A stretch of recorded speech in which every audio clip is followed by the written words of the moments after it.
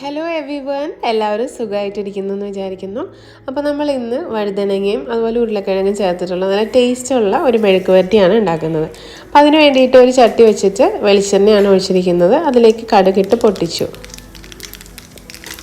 കടുകെല്ലാം പൊട്ടിക്കഴിഞ്ഞാൽ നമുക്ക് ആദ്യം ചേർക്കുന്നത് വെളുത്തുള്ളിയാണ്. ചതച്ചെടുത്തിട്ടുള്ള വെളുത്തുള്ളി ഒരു 4-5 അല്ലി ചേർക്കാം. പിന്നെ കറിവേപ്പില, ഇത് രണ്ടും ചേർത്ത് നന്നായി ഒന്ന് മിക്സ് ചെയ്തതിന് ശേഷം അതിലേക്ക് ഒരു സവാള നേരിയതായി അരിഞ്ഞതാണ്. ചെറിയ ഉള്ളി ചേർത്താലും നല്ലതാണ് കേട്ടോ. അപ്പോൾ ഞാനിപ്പോൾ സവാളയാണ് ചേർത്തിരിക്കുന്നത്. അതും കൂടെ ചേർത്ത് നന്നായി ഒന്ന് മിക്സ് ചെയ്യുക. ഒരു ലൈറ്റ് ബ്രൗൺ ആവുന്നത് വരെ നന്നായിട്ടൊന്ന് വഴറ്റിയെടുക്കാം. അപ്പോൾ നമുക്കിതിലേക്ക് ആവശ്യമായിട്ടുള്ള ഉപ്പ് ചേർക്കാം.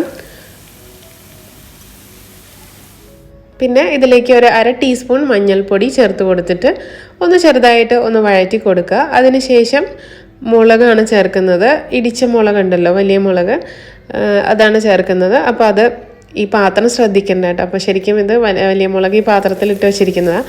അപ്പോൾ ഈ ഇടിച്ച മുളക് ഒരു ടീസ്പൂണിലധികം ചേർത്തിട്ടുണ്ട്. അതുപോലെ ഒരു 3/4 ടീസ്പൂണോളം മുളക് പൊടിയും ചേർക്കുന്നുണ്ട്. ഇനി ഇത് നന്നായിട്ടൊന്ന് മിക്സ് ചെയ്യാം. പൊടിയെല്ലാം നന്നായിട്ടൊന്ന് മൂത്ത് കഴിയുമ്പോൾ നമുക്കതിലേക്ക് വഴുതനങ്ങ നീളത്തിൽ അരിഞ്ഞതാണ് ചേർക്കുന്നത്. വഴുതനങ്ങ ഉരുളക്കിഴങ്ങ് ഏകദേശം ഇതുപോലെ തന്നെയാണ് അരിഞ്ഞിരിക്കുന്നത് കേട്ടോ. അപ്പോൾ ഇത് വഴുതനങ്ങ ചേർത്തിട്ട് ഒന്ന് വേവിച്ചെടുക്കാം. ആ എണ്ണയിൽ കിടന്ന് തന്നെ ഇത് വെന്ത് വന്നോളും. ആവശ്യമുണ്ടെങ്കിൽ മാത്രം ഒരിച്ചിരി വെള്ളം ഒന്ന് തളിച്ചടക്കി കൊടുത്താൽ മതി, അടുക്കി പിടിക്കാതെ. ഇത് മൂടി വെച്ച് ആ ആവിയിൽ തന്നെ വെന്തോളും. കണ്ടില്ല, നല്ല കറക്റ്റായി വെന്ത് വന്നിട്ടുണ്ട്. എരിവ് നിങ്ങളുടെ എരിവിനനുസരിച്ചിട്ട് ക്രമീകരിക്കുക. എന്നാലും ഈ ഇടിച്ച മുളകും മറ്റേ മുളകും കൂടെ ചേർക്കുമ്പോഴാണ് നല്ലൊരു ടേസ്റ്റ് വരിക കേട്ടോ.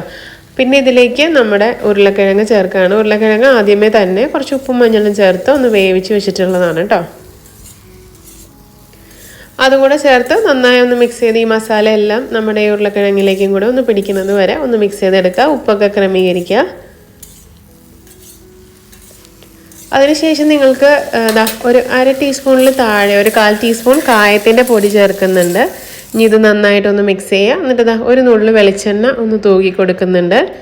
ഇനി ഇതിലേക്ക് ഞാനൊരു അല്പം പുളിവെള്ളം ചേർക്കുന്നുണ്ട്. വാളംപുളി പിഴിഞ്ഞ വെള്ളം ഒരു ടേബിൾ സ്പൂണിൽ താഴെ മാത്രമേ ഉള്ളൂ. അതും ലൈറ്റായിട്ടാണ് എടുത്തിരിക്കുന്നത്. അത്ര പുളി കാണില്ല, പക്ഷേ ആ ടേസ്റ്റ് ഒന്ന് ബാലൻസ് ചെയ്യാൻ ഇത് വളരെ നല്ലതാണ്.